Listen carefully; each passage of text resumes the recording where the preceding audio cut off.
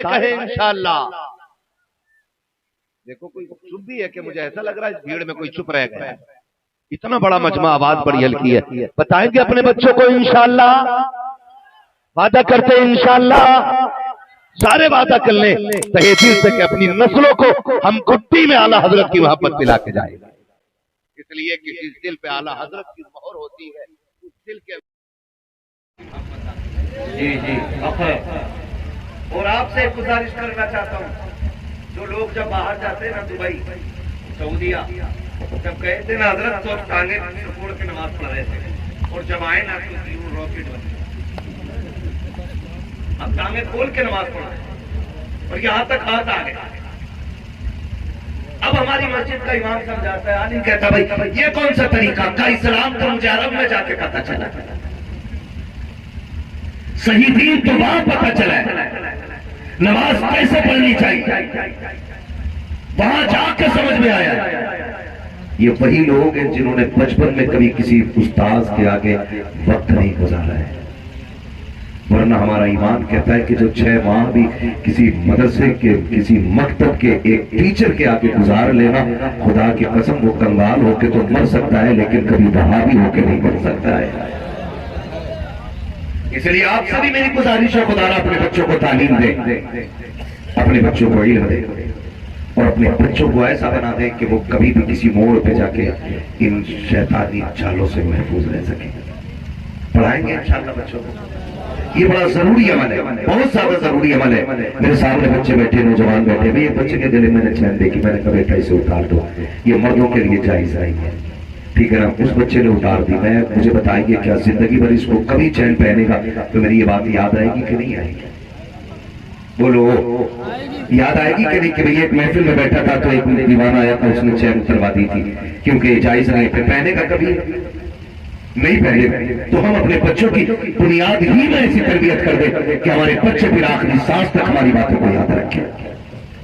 अब मैं नौजवानों से गुजारिश करूंगा, नौजवानों मैंने आयत करीमा पढ़ी, वक़ज़ा रब्बुका अल्ला तअबुदू इल्ला इय्याहु व बिल वालिदैनि इहसाना। लोगों तुम्हारे रब ने फैसला फरमा दिया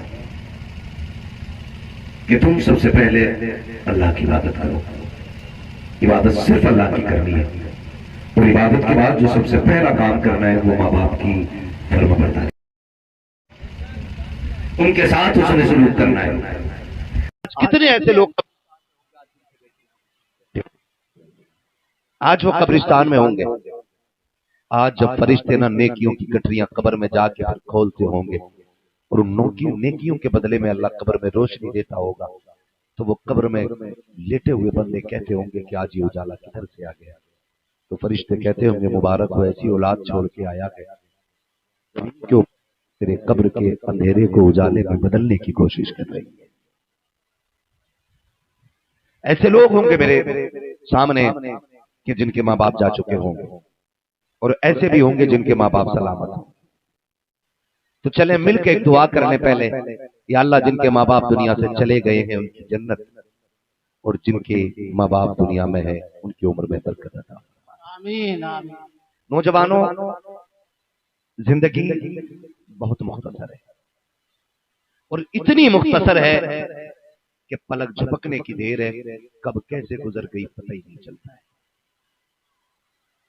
हमें लगता है कि अभी 20 साल के हुए हैं, 30 साल के हुए हैं, अभी तो 50 के भी होने, 60 के भी होने हैं, अभी तो 70 के भी होने, भी बहुत टाइम पड़ा है।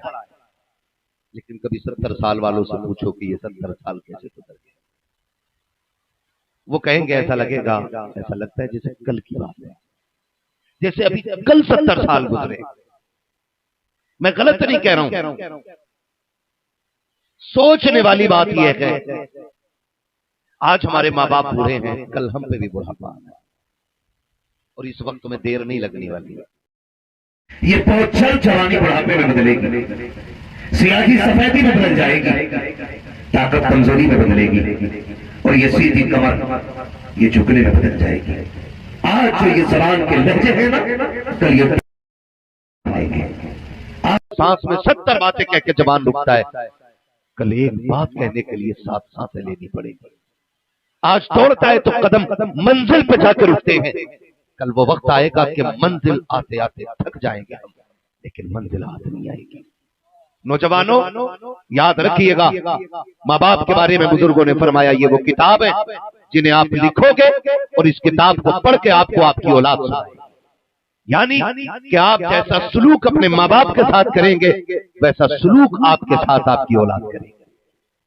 ये मत सोचिएगा कि मेरे बाप ने मुझे नहीं पढ़ाया था, मैं बेटे को एमबीबीएस बना रहा हूं, मैं बेटे को आईपीएस बना रहा हूं। याद रखिएगा, अगर खेती लगती है ना तो फिर आम के पेड़ पे आम आया करते हैं, अमरूद के पेड़ पे अमरूद उतरा करते हैं। कभी याद रखिए नीम के पेड़ पे खजूर नहीं उतरा करते हैं। याद रखिएगा, कभी गन्नों की फसल के ऊपर अनार नहीं उतरा करते हैं। जो बोते हो वही काटोगे। अगर तुम बाप की इज्जत करोगे, अगर तुम जाहिल भी हो तो तुम्हारी औलाद तुम्हारा एहतराम करेगी, और अगर तुम माँ बाप की नाफरमानी करोगे, लाख आईएएस आईपीएस बना लो। अभी कुछ दिन पहले की बात है, एक बाप का इंटरव्यू लिया गया, जब उससे पूछा गया क्या बात है, वो रात के सन्नाटे में रोड पे बैठा था, कहा तेरा कोई है कि नहीं? उसने कहा मेरे बेटे की इतनी तनख्वाह है कि कई लाख रुपए महीना कमाता है। कहा फिर तू रोड पे क्यों है? कहा उसकी हवेली में मेरे लिए जगह नहीं है, उसने घर से निकाल के बाहर खड़ा कर दिया है। तो तुमसे किसने कह दिया कि आला तालीमें जो होती है वो बाप की इज्जत का सबब बनती है, आला तालीमें बाप को वकार देती है? नहीं, खुदा की कसम, जैसा करोगे वैसा भरोगे। अगर तुम बाप का एहतराम करोगे तुम्हारी औलाद तुम्हारी इज्जत करेगी। अगर तुम बाप की तौहीन करोगे तो भूल जाना कि तुम्हारी औलाद तुम्हें सर पे रखेगी। खुदा का वास्ता, अगर अच्छे दिन चाहते हो बाप की कदर किया करो, तुम्हारी आने वाली नस्लें तुम्हारी इज्जतें करने लग जाएगी।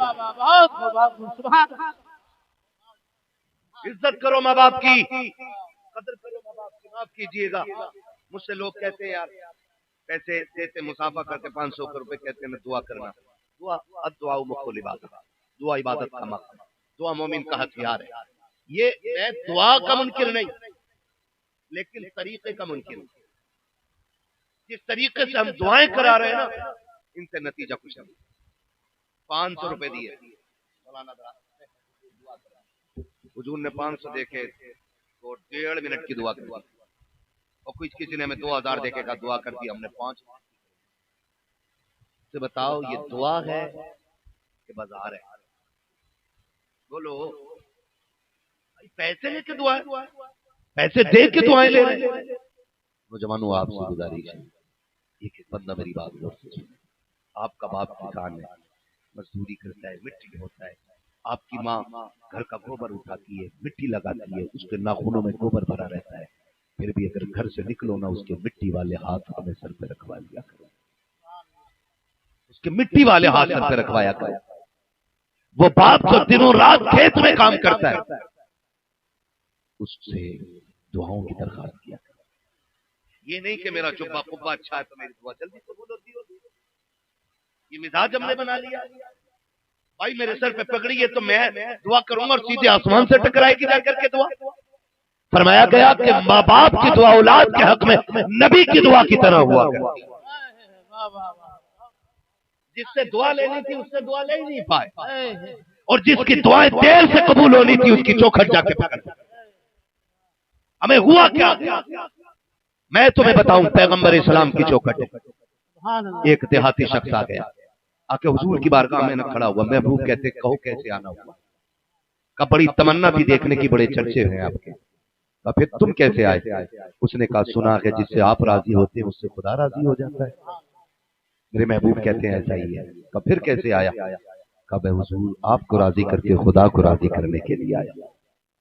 आपको राजी करके खुदा को राजी करने के लिए आया हूं। बहुत गौर से मेरी बात सुनिएगा। वो कहता हुजूर मैं आपको राजी करके खुदा को राजी करने के लिए आया हूं। महबूब तो फिर महबूब है। फरमाने लगे तू घर से चला था तो कौन था तेरे पीछे?